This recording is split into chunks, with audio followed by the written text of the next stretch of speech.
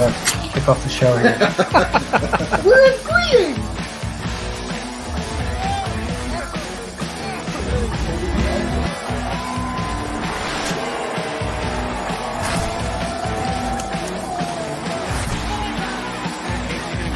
So cleaned up.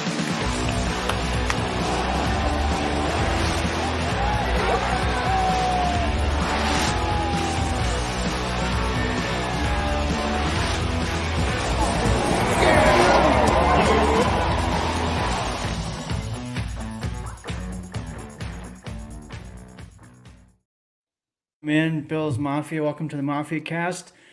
We are live today. I am live from Lubbock, Texas. I'm at my mom's house doing a little traveling. How are you guys doing? Not traveling.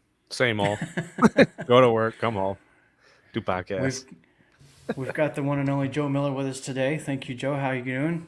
Good. I'll be traveling to Phoenix, Arizona on Tuesday for work. Not super excited about that, but yeah, traveling nonetheless. But my job I was in Toronto yesterday. My job requires me to travel a lot. So, but good. How are you guys doing? Doing well. I don't think I envy you in the traveling. Didn't go so well for me on this one. I couldn't even get out of Boise for like 2 hours late on that. Well, the problem is you went to Boise.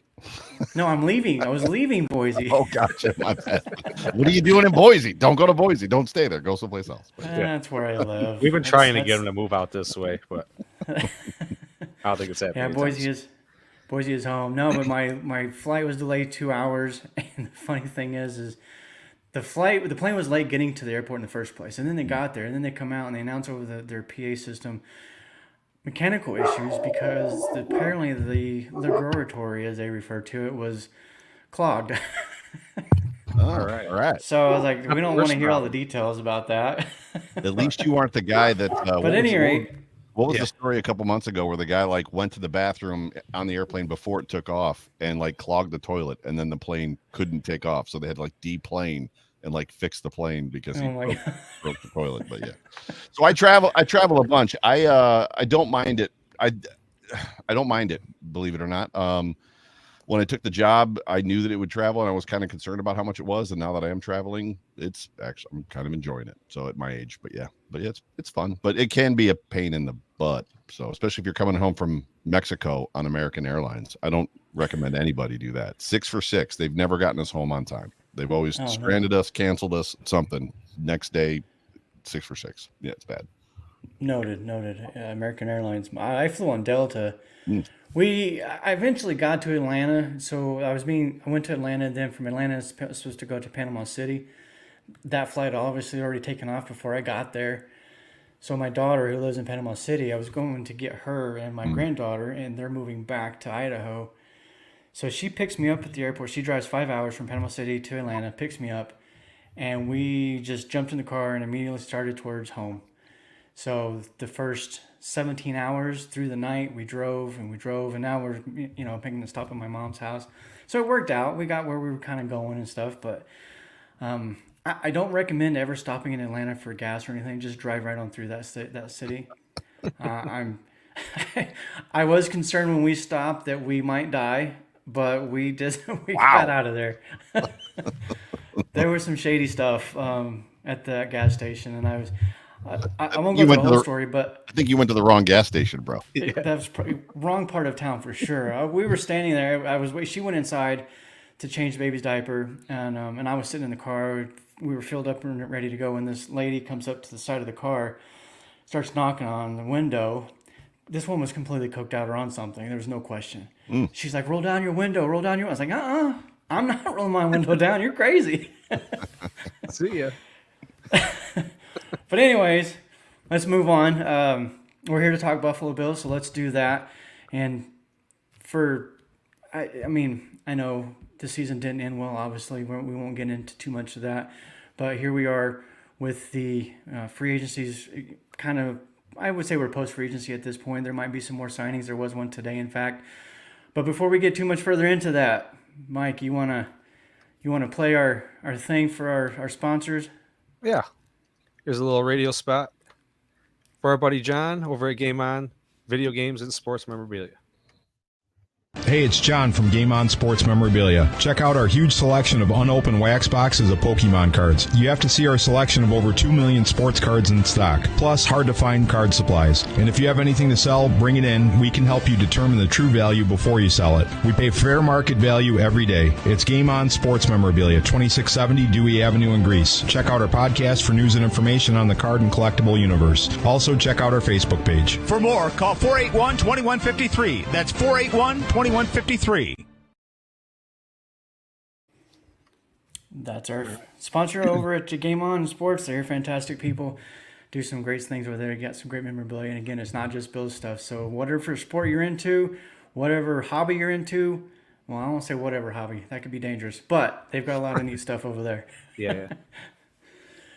So let's just kind of jump into the whole free agency bit. Of course, we're welcoming Joe Miller to the show, and I saw kind of a back and forth between you and Spence, I guess a week or so ago, about Curtis Samuel signing, I believe.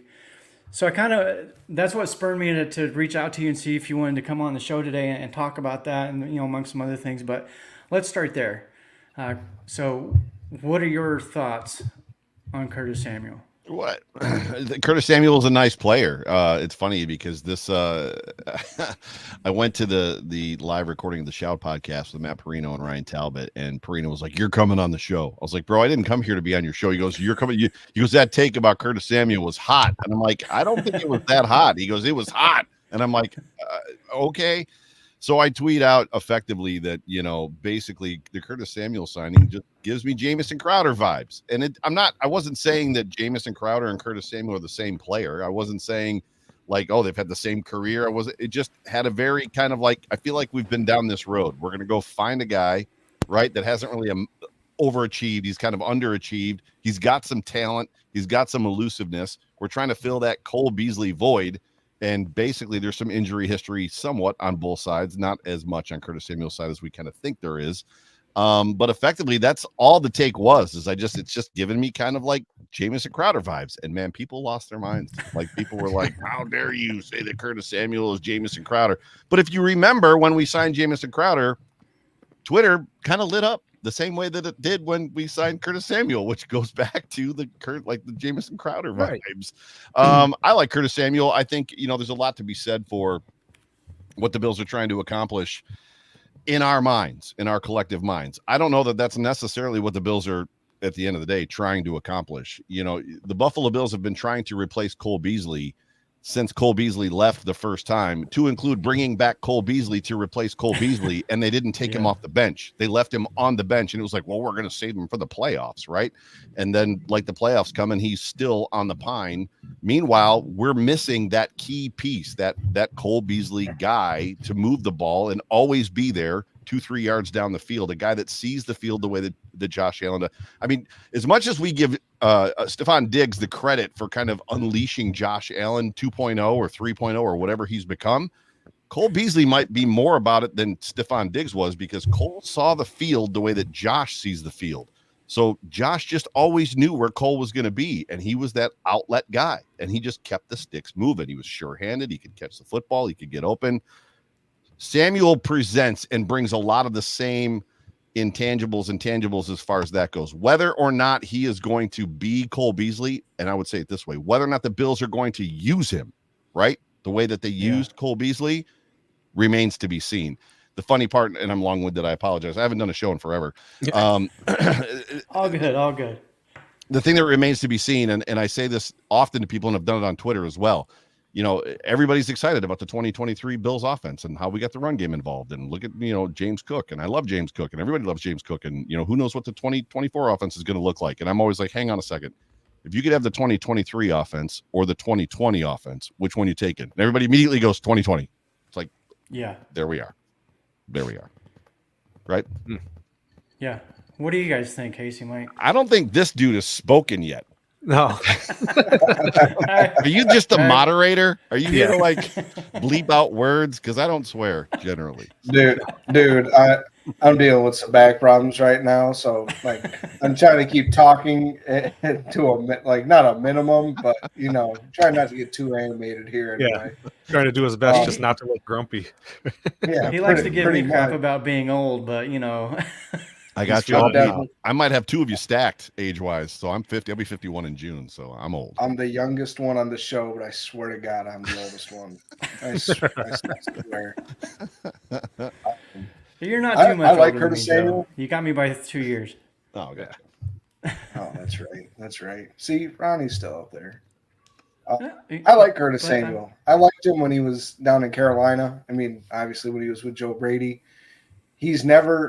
Samuel's never played with a quarterback like Josh. I mean, I think they said It's- that about I- Jamison Crowder.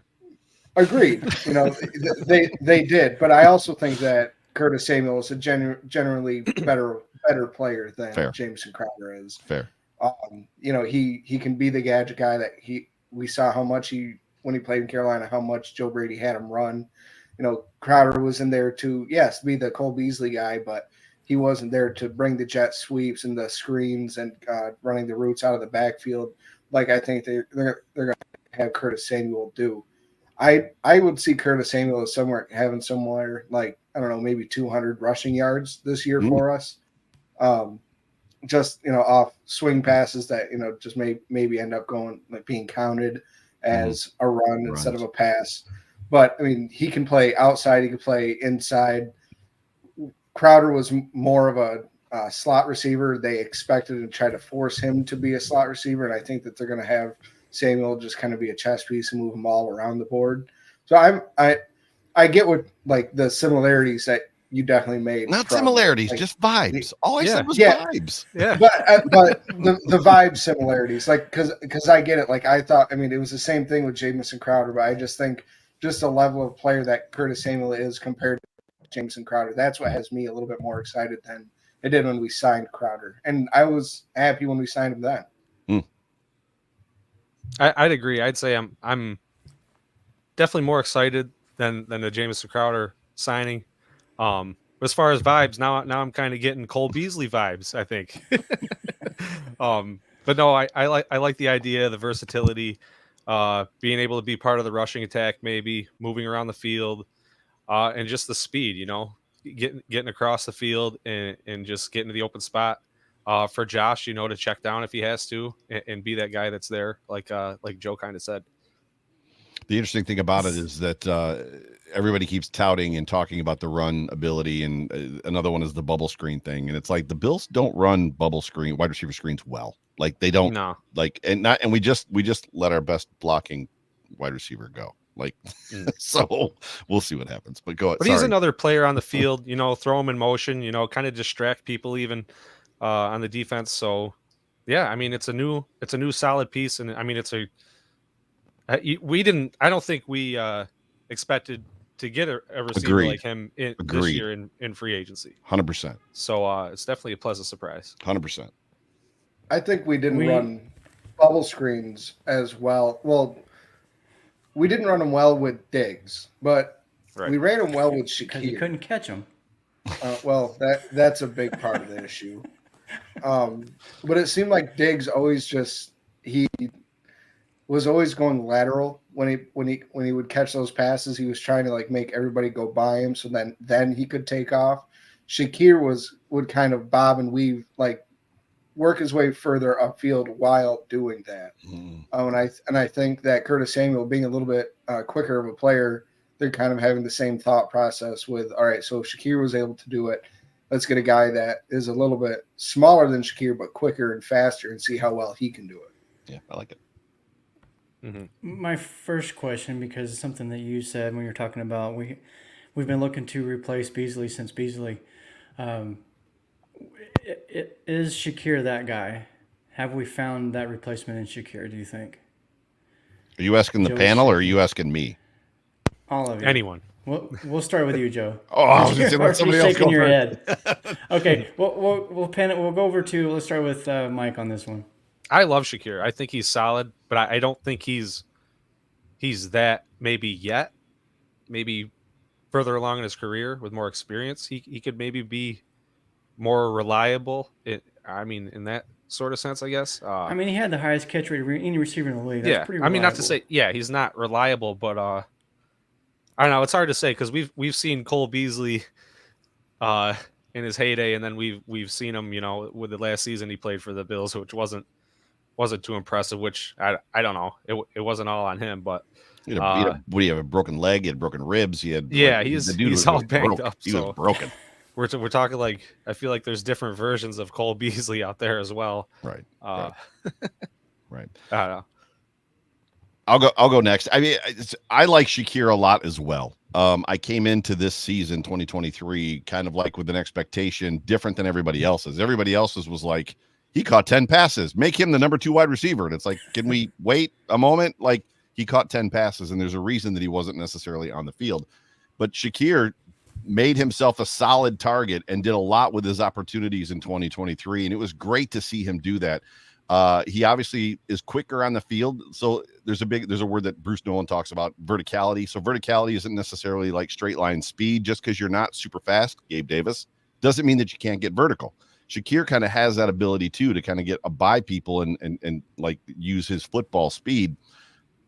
It's tough for us as Bills fans to always want to be like, well, he's the next blank, right? And Cole Beasley is a purple unicorn. Like that dude, there's a reason the Bills brought him in when they did and paid him what they paid him. I mean, for 3 years, he led the league in yards of separation, which is a stat that Curtis Samuel actually had, I think, last year. So he led the league in yards of separation by a little over 3 yards, which is right around that Cole Beasley kind of like spot was. I love Shakir. Super excited for his role on this team. I still think Shakir is a 3 or a 4 guy. As far as kind of like in the depth chart, I don't find him necessarily being kind of like that go-to, more towards 4, that go-to. I think if anybody's going to do it, it's going to be Diggs in the slot, and it's going to be, Curtis Samuel in the slot. But that's predicated upon the Bills drafting a number 1 wide receiver in this draft for the future, right? So a guy that they're going to put on the outside and become that guy. But yeah. So I think who they want to replace Cole Beasley is Dalton Kincaid. And I think that's why they drafted him. And we saw how good he was last year at getting to the heart of the defense, sitting between the linebackers and the safeties and being that 5-7 yard check down for Josh. It's a great take. But I think Shakir is the perfect number 3 wide receiver for this football team. We're missing. He's not a number 2. He's not absolutely fantastic at anything. If he was a lineman, he would be. Oh my gosh! Now the guy that we just traded, right? He'd be Ryan Bates. No, Ryan Bates, yeah. Because he's not great at anything, but he's good at everything. So I think Shakir is going to be the guy that gets 400, 500, 600 yards, 4 or 5 touchdowns, and on about 40 catches just about every year for us. I mean, and Ronnie, you know how much I love Shakir. He's been our guy that we have pounded the table for since we drafted him. Like Joe said, I think this is the year that rounds 1 or 2 we take a wide receiver, like to start expanding that wide receiver 1 and come in to be the wide receiver 2, and sprinkle in Shakir in the 3 down set, and then mix in Knox and Kincaid, depending on the package, like which of those 2 tight ends they'd rather have out there. Yeah, I think I saw a take on Twitter at one point in time. It was last week where they're like, Stephon Diggs this, Stephon Diggs that. We have the next Stephon Diggs on the team. Look at Shakir, and they put their numbers together. And I was like, oh no, can we not? Stephon Diggs, even in college, coming into the pros as much as he went in the 5th round, was an elite route runner. I mean, Stephon Diggs wins on 80% of his routes in every level of the field, which is almost unheard of in the NFL. That's at least 80. Some of the levels of the field, whether it's short, intermediate, or deep, he wins at a greater rate than 80%. Stephon is another world, and we all love Shakir, but he is not the route runner that Stephon Diggs is. Yeah. No, and like you just said, there's maybe 3 other guys in the NFL that are. So I think that's where Bills Mafia. We jumped the gun. We were itching for number 2. All right, we had a great number 1 wide receiver. We saw the NFL start to go 2 wide receiver heavy, like 2 great wide receivers heavy. Yep. We saw Gabe Davis flash his first 2 years behind Emmanuel Sanders And John Brown. Yep. And John Brown, and we were just, we were like, all right, this is it. We got a star in the making, and everybody got our hopes up and expected more than I think was relatively, consciously smart for Bills Mafia. Like we jumped the gun on it, and again, he was a 5th round pick. For a reason. He wasn't expected to be a number 2 wide receiver. Especially in his 3rd year of the NFL. Mm-hmm. So the fact that we got as much use out of him as we did, and he turned it into getting paid, I think that's great for Gabe. But we just I just don't want us to do that with Shakir. I think that Bills Mafia is like towing the line right now of pushing the Shakir to number 2 again. Yeah. You guys know how I feel about Khalil Shakir. I watched him grow up here in Boise. Watched from the moment they recruited him and he signed on the National Signing Day. He became Boise State's number 1 guy. He became that guy that when you needed a catch and a first down, he was there. So the moment we drafted him, I'll admit right now, I was one of those guys. Oh, he's our number 2 for sure. He's gonna be there. I guarantee it. And I continued to pound that table. And his rookie year didn't look so great. Last year, if you watch from week 1, I believe his snap share was like 10%, 9%, somewhere around there. And every single week, it increased a little bit more, a little bit more, a little bit more. From I think week 9 on, he had 39 receptions. What I'm saying that because, Casey, what you just said, that he's going to be that 40 reception, 500-600 yard guy every year. He was that last year in half a season, essentially. So I do expect more from him this year. Do I think he can be the number 2 guy? Probably not, if I'm being honest with myself, because I don't think he has the physical traits to be that kind of guy. Do I think he could become one of the better slot receivers in this game? I do think he could do that. But I don't think we have that number 2 guy on the roster right now. So he's like number 4 in the slot on this roster right now. He's behind Dalton Kincaid. He's behind Curtis Samuel. He's behind Stephon Diggs. Like he's the number 4 guy in the slot. Well, for me, I don't see Kincaid as the slot guy. I see him as the tight end 1. I see at the current moment Samuel as the number 2 by default. I'm not by saying default, yeah, I agree. Yeah. So you're right with the draft, which we're going to talk about that here in a little bit because I do want to talk about it for sure. That's the wide receiver position seems to be like the prevalent Twitter talk right now. Like everybody's talking about that and who they should get and what they should do and so on and so forth. But before we get to that, there was I posted up on Twitter earlier today. Well, actually, like an hour or 2 ago. But asking the question because there's a lot of talk of some of the defensive tackles in this draft and some of the safeties and wide receivers. Those are some of the more spoke about positions, I guess. So the question was, what's your top 5 position needs right now for the Bills as they head into the draft? And for me, I don't remember what I put, but I do remember I put defensive tackle at the top as number 1 because of age and because of depth. I know that they just signed somebody new today, something Williams. I can't remember the first name. Formerly, I think, with the Broncos. Austin, right? Was it Austin? No, that was Austin Johnson from a few days ago. Right. Yeah, my bad. Yep. Deshaun Williams. That's right. Deshaun Williams. Deshaun Williams. That one was today. And from what I hear about him, I just heard about that today, so I haven't really had a chance to look into it. But it sounds like he's nothing more than kind of a reserve piece. But even with Austin Johnson coming in, they've re-signed Daquan Jones. But to me, that position needs to be looked at more so as depth and future because Daquan's 33, I think. Yeah. And Austin Johnson, Deshaun, I think John late 20s. Yeah, 29.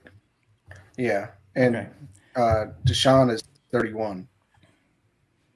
So they're all in their pretty much almost in their 30s, if not in their 30s. So we need that guy. And I know I've brought up a couple of names at the defensive tackle position for the draft. But again, before we get into that, I want to hear from you guys. What do you think your position needs are as far as your 1 through 5 on that?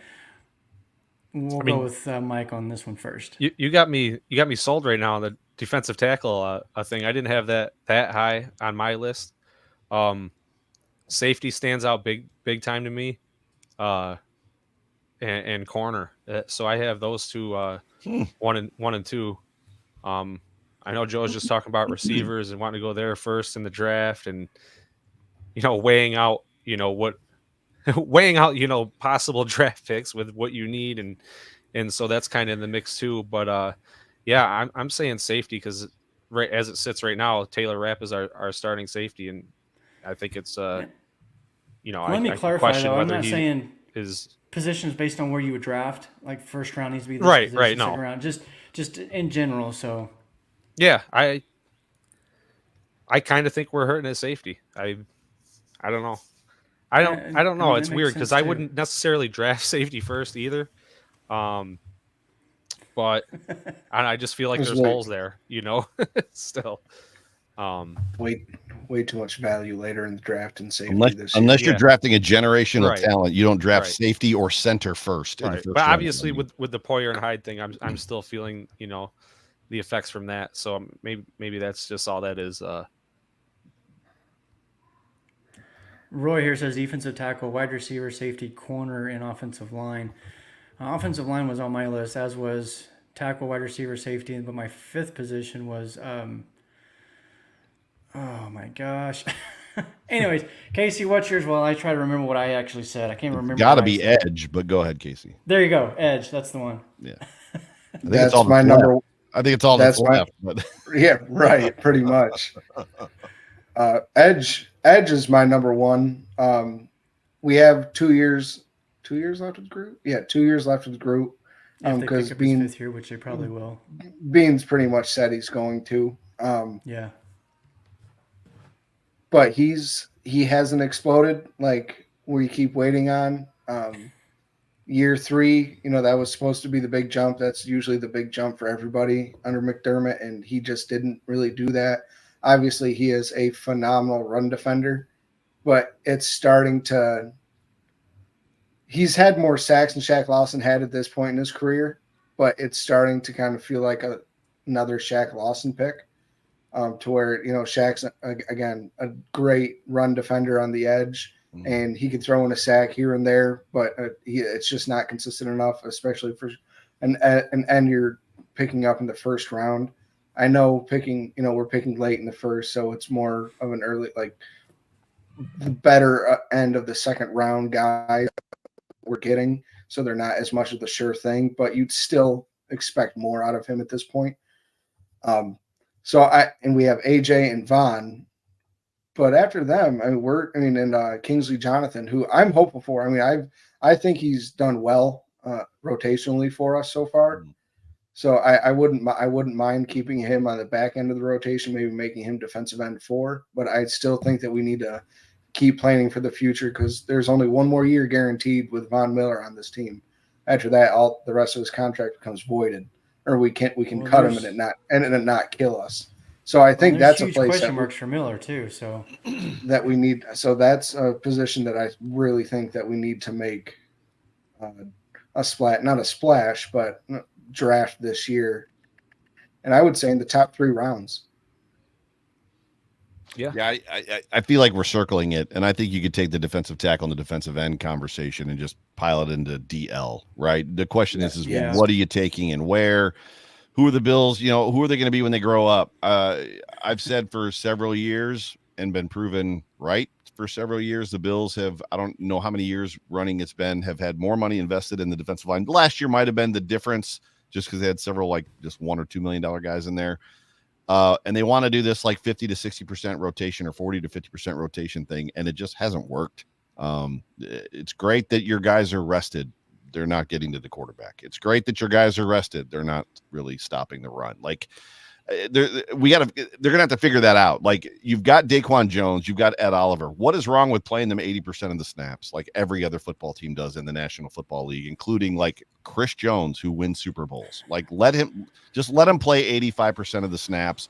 Roll some guys in when they get tired and need a spell. If there's an 11-minute drive or a 9-minute drive, but positions of need is such a fun conversation because it literally turns into who, where, when, blah, blah, blah, blah, blah, right? Yeah. It And changes. I'm not, yeah, it changes. And I'm not necessarily sure that I'm sold on the idea of Connor McGovern moving to center. I don't know that the Bills are necessarily sold on that idea either. Will Clapp is a fun conversation. I was driving to Toronto on Tuesday, and I called Spence just because I had some windshield time, and we hadn't chatted in a couple of days. And we were just talking about like Will Clapp, and Will Clapp is like, oh, well, the Bills signed a free agent, offensive line guy. The Bills do that every year, and we get really excited about the fact that they do that. And every year the guy gets cut and doesn't make the football team. It's like, what? So does this guy matter? You know what I mean? Like, is he just camp fodder? I think we've nailed it. Defensive line, wide receiver, safety, cornerback, offensive line. The question is who, when, where. I feel like the Bills have this real good cadence in the NFL too of finding dudes on the couch, Lenville Joseph, and bringing Puna Ford. Here's $1 million. Come play with Josh Allen. And that's why I'm saying safety or corner at my top 2 because right now we haven't done that yet. Corner is towards the bottom for me. The Bills, they could throw you in there, Mike, at corner, and you're going to play well. Like it just Have safety, you seen Mike? I'm not so sure about safety. There was a great point that Matt Perino made, which was if it was so easy to play safety in this defense, the Bills would have replaced Hyde and Poyer a long time ago, and not given them bigger contracts. Like it's not that simple. Corner, on the other hand, it just seems like put a helmet on a guy, throw him out there, and cover over top. Corner for the Bills is basically keep the guy in front of you. That's exactly right. That's what, if you remember, and you all do, we all were so mad at Levi Wallace, and then finally somebody that was smarter than us said it was Mookie Hawkins. He's doing exactly what they want him to do. Just keep the play in front of him, make the tackle. Yep. That's what they want him to do. And it's like, oh, well, if that's the assignment, and John Fiend has said the same thing. It's like, oh, if that's what they want, then he's doing a great job. Right. Yeah, I mean, they have a track record. Wallace, Jackson, Benford, late round guys that have played well. My brain is so mush right now. I was up for 38 hours yesterday and dealing with everything, so I'm trying to catch up. My mental fog thing is still there. But first of all, Mike Casey, what have I been saying for as long as we've been doing the show about that rotation? Oh yeah, it's a no. I've been waiting for it. Yeah, I've been waiting for it. Yeah, I hate it. I hate it. Yeah. Because we hear about McDermott and everybody always talk about your best 11, your best 11. Well, why do you keep taking the best 11 off the field every couple snaps? You should email him that. That's good. Let me just get on the phone. Speed dial here. That's good. That was good. But corner for me isn't on there. But let's kind of transition because we've already kind of brought up the draft. There are people out there, the fans, that are it's wide receiver or bust for them. And I don't want to put words in your mouth, Joe, but it almost sounds like that's kind of where you are. But I'll let you elaborate on it. But we know Bean is more about the best player available, this and that. I personally think he's going to probably move up in this draft. I mean, that's not a hot. That's take. what he does. That's what he does, right? To me, Sean McDermott. If Sean McDermott, and Spence and I have laughed about this before, if Sean McDermott is smart, he's going to call Mike Tomlin and say, "Hey, Mike, what are you taking in the first round? Is it a wide receiver?" And more than likely, Mike Tomlin's not taking a wide receiver in the first round. And then he should say, "Give me your top 5 wide receivers," because Mike Tomlin can draft wide receivers. That dude played wide receiver in college, and that dude can draft wide receivers like nobody else can. Like, think of the guys that dude has just brought in as rookies and second-year players and just exploded. Moving up wouldn't surprise me at all. Do they move up and get the right guy? I don't know. Is the right guy at 28? Is the right guy earlier than that? Is the right guy later than that? I'm not a draft Nick. I don't know. And to me, the draft is a crapshoot. Literally darts on a dartboard blindfolded. I don't care what anybody says. There's very few players that come into the league in college where you're like, oh my God, that guy. Let's pick one. Andrew Luck. You know who wasn't? Stephon Diggs. You know who wasn't? Aaron Donald. Like, there's a lot of guys that are generational talents and players that like guys missed on for rounds and rounds, right? And then there's other dudes that it's like, that's the guy, and then he's a bust. I was going to say Jamarcus Russell. Treylon Burks, right? I mean, the freaking Tennessee Titans moved A.J. Brown for Treylon Burks. Oh, man, yeah. And now the general manager's fired, right? It's like, yeah, you have that up big time. Can I just say that when they drafted Treylon Burks, I called it right off the bat, because the second that the first rookie minicamp he had, like, he couldn't participate because he didn't have his inhaler. I was like, that is not the kind of football player I want on my team, and that is coming from somebody who has asthma. It literally, I was like, Treylon Burks, the Tennessee Titans got fooled. Basically, it was the Todd Collins thing. Like, Treylon Burks looks like AJ Brown. He runs like AJ Brown. He's built like AJ Brown. He must be AJ Brown. And if you're not, you guys aren't old enough, but Ronnie is. Like, that's what we were told about Todd Collins. He's as big as Jim Kelly. He looks like Jim Kelly. He throws like Jim Kelly. Guess what? Todd Collins was not Jim Kelly. Not even remotely. Not even remotely close. And that was, the beginning of the downfall for the Bills, right? Right. Yeah. So what would you Go ahead. what would you do, Joe, if you were Brandon Beane, and what would your plan be in attacking this draft? You clearly, the hard part is, like, you're not supposed to draft for need, and the Buffalo Bills always draft for need. They tell you they don't. Well, we're going to look at our board and we're going to see who's the best up there and blah, blah, blah, blah, blah. And then they draft for need. It's like, then they reach and go get a guy. They do it in the middle rounds all the time. The other issue is the Bills aren't very good in 1 or 2. Like, their scouting department and their guys are great 3 to 6, right? Like, they nail those dudes. Maybe somebody says, let's embrace that. And I think Ronnie said, like, get out of the first round. I don't even know. You've got to find, the Bills are in a position, they were last year too. The Bills are in a position right now where Kansas City was 2 years ago. They got to enter this draft and they got to find 7 guys that are going to play, period. They can't draft 7 guys and 3 of them make the team and barely play. They got to draft 6 or 7 guys that are going to play significant snaps next year. Where those guys play, who cares? Just go get them and then fill in the holes, right? And that's kind of what I was saying before, even before they let Jordan Poyer and all those other guys go. I was saying before that it's time to kind of like cut some ties, move forward, and almost revamp that defense with some new, fresh, young blood, and lean into the rookie class this year and let those guys, learn by fire, basically. I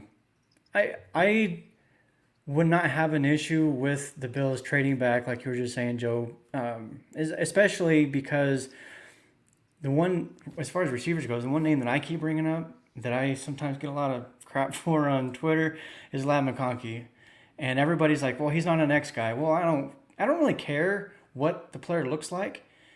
Is he a good route runner? Can he get separation? And can he catch the ball? That's all I really care about. The whole this isn't my grandfather's NFL anymore. We don't need the big, huge receivers, and it's positionless. Right. You don't. But I think I said it last week, though. I want a running back who, I don't need a power back. I don't need a third down back. I don't need a first and second down back. I want a guy that can do all of it, because the offense can be more versatile with that, less predictable. If you've got a McConkey, a Diggs, and a Shakir out there, and a Samuel, throwing Kincaid and Cooks, those guys can go all over the place. There's no one position that they wouldn't be able to play. And I mean, McConkey's still a 4-3-9 guy. They have to understand the concept of the offense, and the concept of the Bills offense is not simple. Even with Dayball being gone and it going through iterations of Ken Dorsey and then an iteration of Joe Brady, it's still, and again, I'm friends with Isaiah Hodgins, right? He would tell you that it's one of the most difficult offenses in the NFL. And it's not so much because of the concepts and the schemes as much as it is backyard football.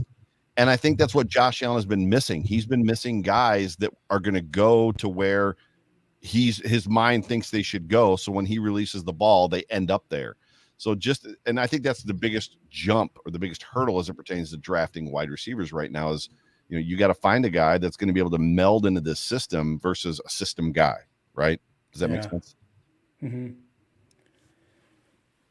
Yeah, with McConkey, I think I don't know. I hear the name a lot, dude. I'm not a draft Nick. I hear the name a lot. It seems like that's where a lot of people are. Yeah.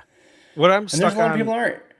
With the receiver thing in the, you're saying it's not the same, football these days, but I still like to think if we're in a Hail Mary situation, I need a big target there to go up and get it. Well, you've got it in They've- Dalton Kincaid. You've got a You guy do. that can Yeah. catch. I mean, But what's the better Buffalo to have Bills, one more of them though?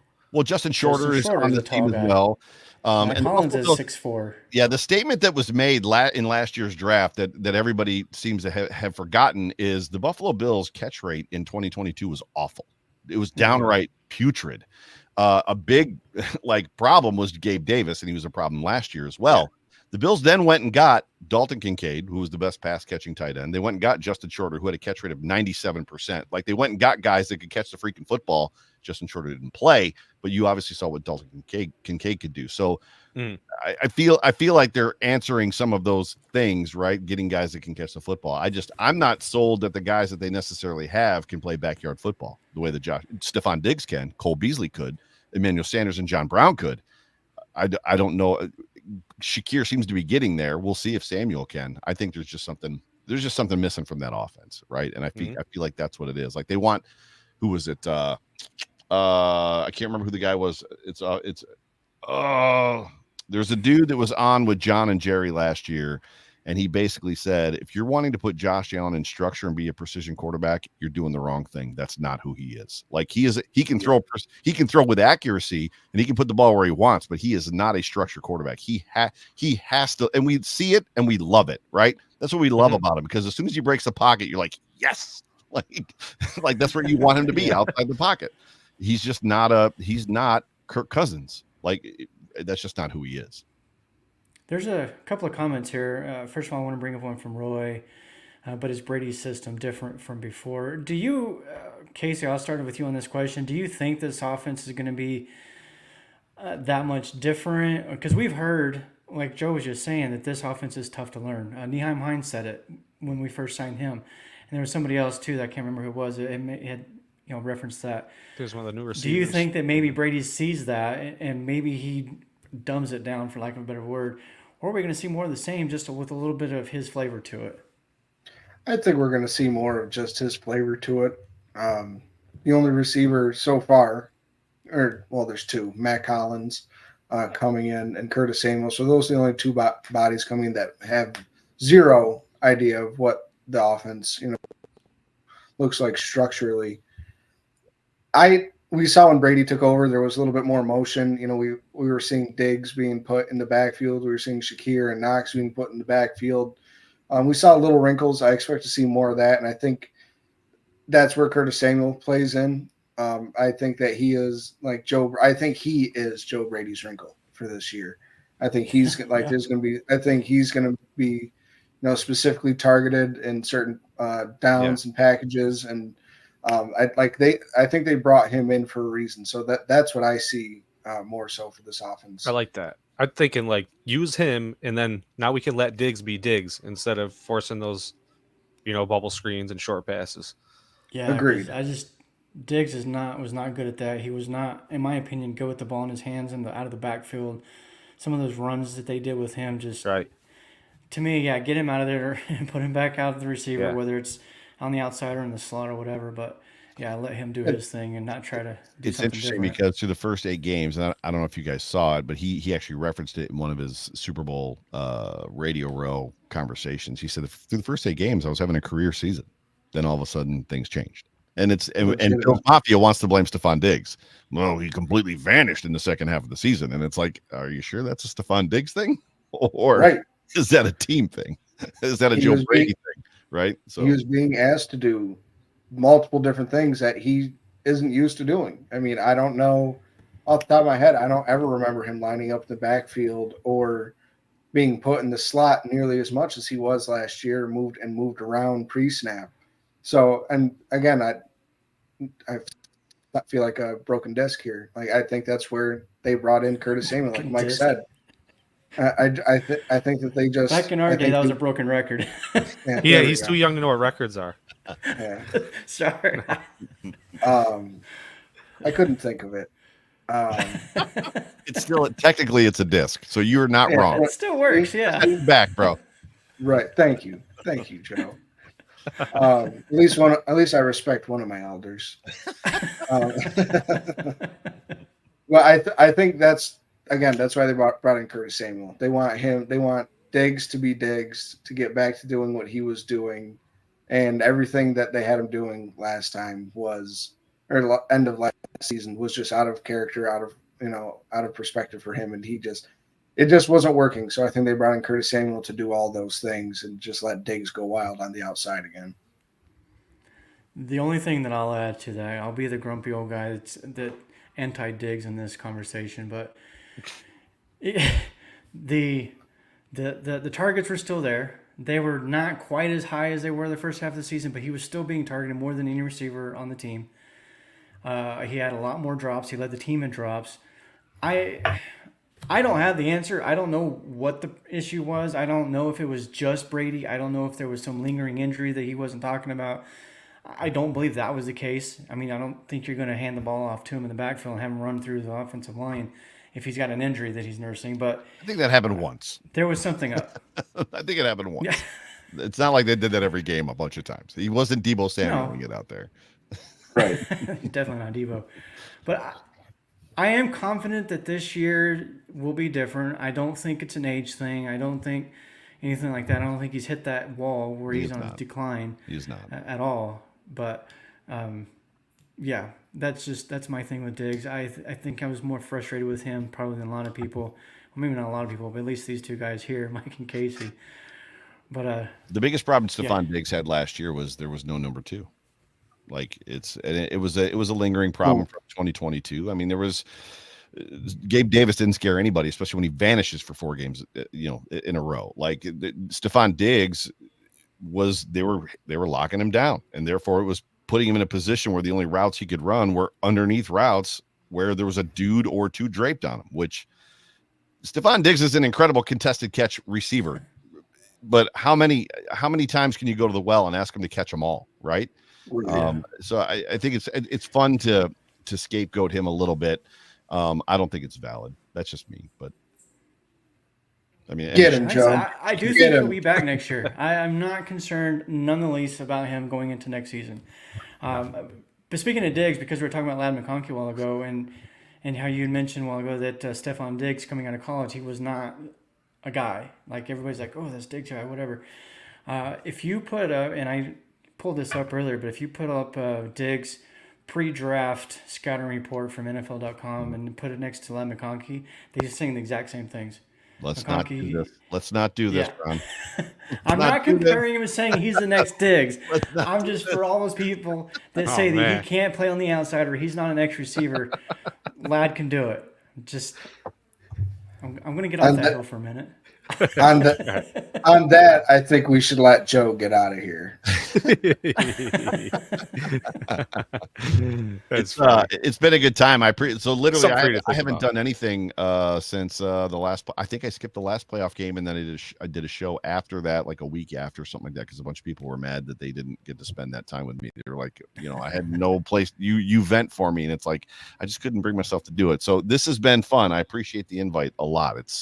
I haven't talked a whole lot of Bills football. I've been traveling a bunch and really not paying a whole lot of attention. I'm excited for the draft, but thank you guys for having me. This has been a trip. Yeah, appreciate it, man. We're glad to have you. If you get the itch to talk, let us know. Oh yeah, no, and so Thursdays can generally be tough for me, but yeah, I mean, if you need, I don't know, a dude with a deep voice, an old guy that also has gray in his beard, along with Ron, then you need a guy to fill some time. I can't talk as long. I can't monologue as long as Bruce Nolan can. I don't know if you've had Bruce on your show, but that dude maybe some ad reads or some intro stuff or something like that. I do a lot of that stuff. Yeah, you were watching the Mafia Cast live, brought to you by Game On Sports and the Buffalo Rumblings Vidcast Network. Yeah, I love it. Oh my, sounds like an audition right there. Yeah, it's just all right, we'll have to keep you in mind. Yeah. Appreciate you, fellas. So for everybody paying attention to me, I don't know when I'm going to be coming back. There's conversation around me and John coming back April 1st. Doing some more stuff on the overreaction side as far as so most people don't know this. Spence and I have a network, the Overreaction Network, that we broadcast to it from Rumblings, but we don't really do a whole lot on it. I did some stuff last year. So there's some talk about doing some of that through the off season. And then I'm not necessarily sure what the regular season is going to bring either. But, yeah, I'm looking forward to football. Or I miss it, so I'm ready. I'm ready for football to be back. Right. So yeah, thanks for giving me some energy, fellas. Appreciate it. Awesome. No little problem. Thanks for coming on. crack cocoine in the veins. Right. So Yeah. go Bills, guys. Go Bills. All right. Go We'll see you Go Bills. later. Bills, buddy. All right. Red and blue in the veins. Yeah, yeah. So there was this, another. We talked about the defensive tackle a bit. What do we even have right now as far as Defensive tackle. Yeah, so we talked about Curtis Samuel. We I'm have trying four. to get caught up. We and have, I apologize. So I'm looking my at the depth brain chart is right just- now. We have Daquan Jones and Ed Oliver, and then our two new additions, Williams and Johnson, That's and it. Anquo, Eli Anquo, is the fifth there for D tackles. If that's Oh, what yeah, I forgot about that's that what you're one. looking for. Is okay? Maybe he is a defensive tackle. I'm trying to remember. I was thinking he was an end, but maybe he was one of those guys who could go either way. Is there? Are you the two of you? Are you all about? Are you wide receiver or bust in round one? I'm kind of settling on the thought of best available. I know there's a lot of receiver talent. I mean, if there is one of the few guys I think of when I think of wide receiver in the first round for the Bills, if they're available, I'd say get them. But there's a lot of, I mean, Casey mentioned edge is a big need, and I know I kind of mentioned my needs were like defensive back, but as far as the draft goes, I'm definitely looking defensive lineman too. So there's a lot of good edge players that could go early. That I could see us grabbing as well.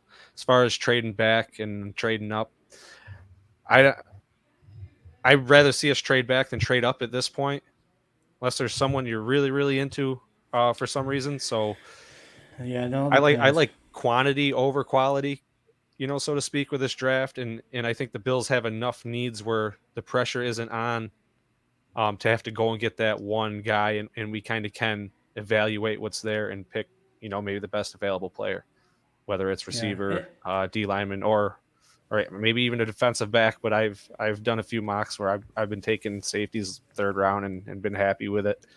But like Joe said, who's to say how their career ends up in the NFL? Yeah, and I want to elaborate really quick on what you just said as far as quantity over quality. The point of that would be, like Joe was talking about throwing darts. The more darts you have, the more likely you are to hit the target, right? So I think that's kind of the point of that idea. And I tend to agree. I think this draft is a deep, deep draft. I've heard some people refer to this as the COVID draft because there's a lot of like fifth-year seniors in it.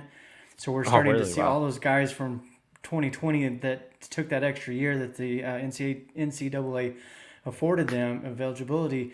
Now we're seeing those guys, and I think that's one reason why this class is so deep. There are some positions that aren't quite at that level, like safety, I think, isn't that deep. There's a couple of guys in the 2 to 3 third round range. But Casey, what do you think? Are you one of those wide receivers or I'm going to be mad kind of guys? No. In the first round?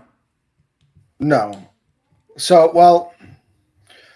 I'm team wide receiver in the first round for basically one guy if he's there between 25 and 28, and that's Brian Thomas. He has all the makings. Like, it's like when we were looking at Josh Allen, he was coming out of the draft. He has every intangible that you could want from a quarterback. He's just not a finished product. And I think that's what Brian Thomas is and could be. He has every single intangible.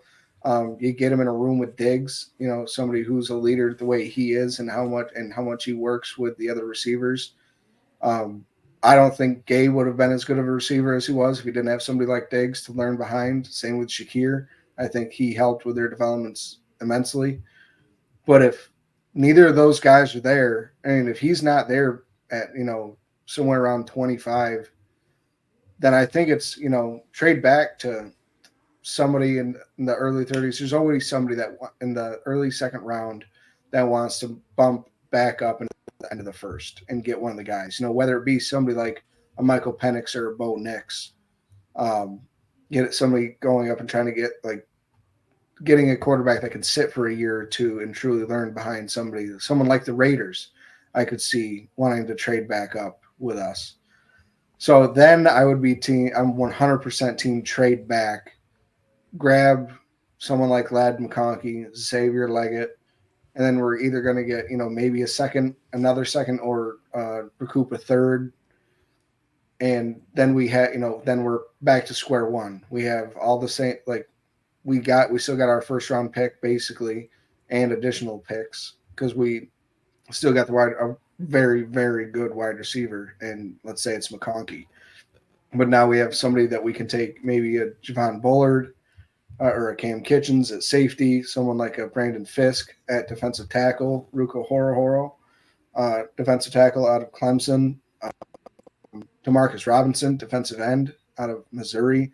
He's an absolute monster. He's built like Groot.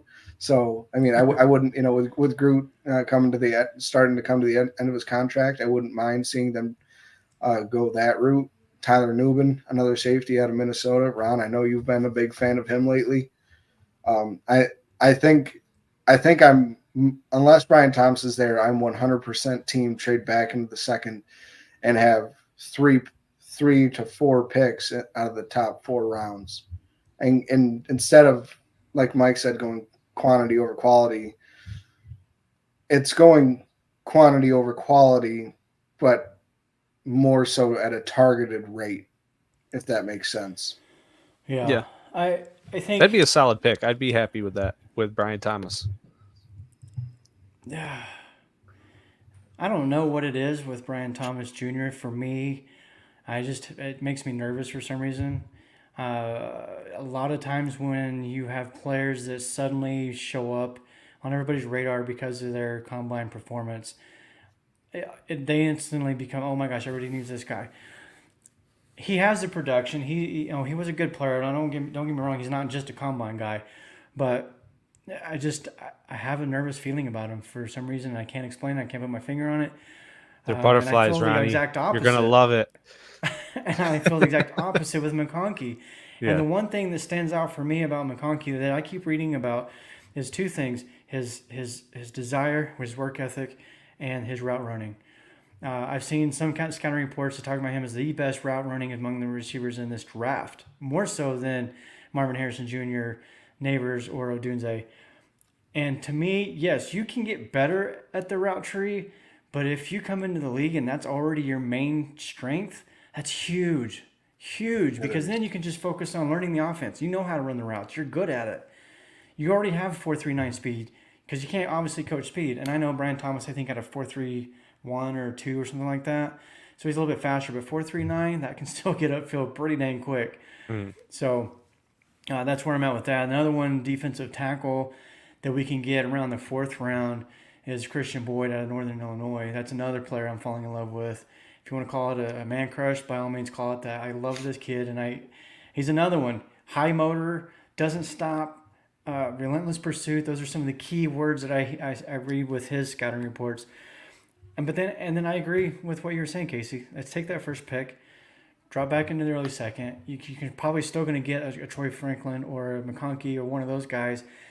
You add an extra second or third round, and then you use, because the bulk of these 11 picks are in the last 3 rounds. So use some of those to get up a little higher. So your main part of this draft is between rounds 2 and 5. If you can do that and still pull in 8, 9 picks, that to me would be the perfect draft. So trade back and then trade back up again. Agreed. trade back and then up. 100%. Like I said, targeted. Mm-hmm. Right. And and I'm just going to throw this out there, and maybe this isn't a popular opinion or whatever, but we always hear about the best player available, right? I have a hard time believing that GMs and coaches go into a draft and like, well, this guy's the number 1 on our draft board, we're taking him. Well, you already have a franchise quarterback. Well, yeah, but he's the best player available. I just think that there's, to me, when you talk about best player available, and I think somebody mentioned in the comments a while ago, best player available at a need. So if you've got 4 guys around your value where you think they should be, you're going to draft for the need. You're going to look at that 4 guys and like, well, yeah, this guy's probably the best of this 4, but the third best of this 4 answers the need that we have. So to me, it's a combination. It's not just strictly best available. But there's so many widespread of needs that it's like sometimes best works out. available. Like people like to talk about we're not playing Madden here, and I we're know. not. But when I draft on Madden, you damn right I'm drafting for need. That's how I do it. And I win, mainly because I'm controlling it and I'm good at it. But It's easier than running. yeah, I mean, whatever happens with Madden is real life, right? Like, come Yeah. on. Speaking of which, when you get home, we need to have a Madden game. Ronnie and I have known each other for almost 3 years now and have been playing Madden the same amount of time, obviously, and have never played each other because he's a PS5 nerd and I'm an Xbox nerd. But I just got the new Xbox, so now that we're cross-plat, Ronnie and I need to make something work. We'll live Maybe stream it. maybe we can even stream it and come up with some sort of bet. Yeah. Maybe I'll Oh, commentate in the jeez. bottom corner or something. Oh my gosh. That'd be perfect. We'll get it going. You That guys would are be nuts. perfect. You know how I feel about bets. So let's go through some of these comments here really quick because we're at an hour. But there was some other ones up here. Claude, I can't pronounce the last name, but Puis. He said something about Samuel being basically McKenzie, only better. And when I was listening to Joe talk about Curtis Samuel and his thoughts on him, that's exactly what was going through my mind was Curtis Samuel was just a better version of Isaiah McKenzie, and I think that's how they're going to use him. And right now we have 666 viewers. Okay, thank you. Somebody dropped off, so now I didn't like seeing that number on my It screen. was hanging there for a second. I You guys know. were talking about the devil Madden. I know, right? But so I agree with what Claude was saying as far as that. He also mentioned, please stop talking about Justin Shorter because we don't know, and that's absolutely correct. There's a lot of Justin Shorter fans out there. I don't know why. He's not done anything yet to make anybody think that he's going to even make the team for that matter, right? Maybe he's a number 2 receiver. We don't know. But it's interesting that there are so many people out there that think he's the next great thing. And why, I don't know. Can you guys explain that? Because he's built like DK Metcalf. I'd say Mac Hollins has as big of a shot as Shorter does to play a part in the offense this year. Yeah, So- that's how I see it. We're going to go ahead and get out of here. If you are listening on YouTube, please hit the like button and subscribe to the Buffalo Lowdown YouTube channel. We also have our own YouTube channel at the Mafia Cast. Whoa. What? The What? Buffalo Rumblings Network, not That's the what I Buffalo said. Lowdown. No. Oh, You said Lowdown. Buffalo. You No, said other site. Buffalo Buffalo Lowdown. Rumblings. Okay, if I didn't say Rumblings, my bad. Buffalo Rumblings Network. I write for Lowdown, so that's different. But Here it is. yeah, hit the like, hit the subscribe for both the YouTube channels. Also, you can find us over on Facebook at the Mafia Cast. If you're listening there, hit the like, share, subscribe to our channel, our page, I guess it's called there. But yeah, so we're gonna get out of here. Do you guys have any last things you want to throw in? Any last comments about the?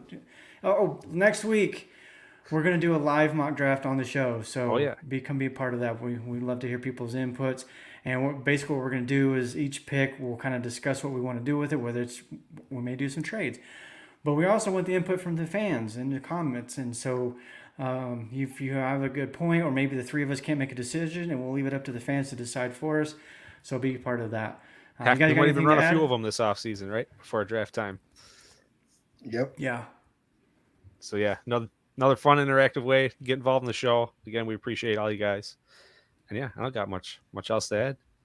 Yeah, and we need to come up with a contest, some sort of a contest giveaway that involves mock drafts. Yeah. Well, next week we have John on the show, and we'll be doing our next giveaway next week. So maybe we can do a thing to where if someone predicts what we do, but in the first round, so say whether they pick the right player or whether we trade up or trade back. See, the way that I've done a giveaway in the past, when I first started doing podcasts, is we had fans email their first round mock, picks 1 through 32. And for each pick, if you get the position right, you get a point. If you get the player right, it's a point, and so on. And then if the team was right, because sometimes teams trade out, and then so we did it that way. But we'll come up with something. That's next month. Like Casey said, next week we'll have John, our the owner of Game On Sports, will be with us, so he'll be part of the mock draft. So it's going to be a good time. I know. We're going to get out of here, and we'll see you all next week. Go Bills! Go Bills! Go Bills. Tell your friends. Hey, it's John from Game On Sports Memorabilia. Check out our huge selection of unopened wax boxes of Pokemon cards. You have to see our selection of over 2 million sports cards in stock, plus hard-to-find card supplies. And if you have anything to sell, bring it in. We can help you determine the true value before you sell it. We pay fair market value every day. It's Game On Sports Memorabilia, 2670 Dewey Avenue in Greece. Check out our podcast for news and information on the card and collectible universe. Also, check out our Facebook page. For more, call 481-2153. That's 481-2153.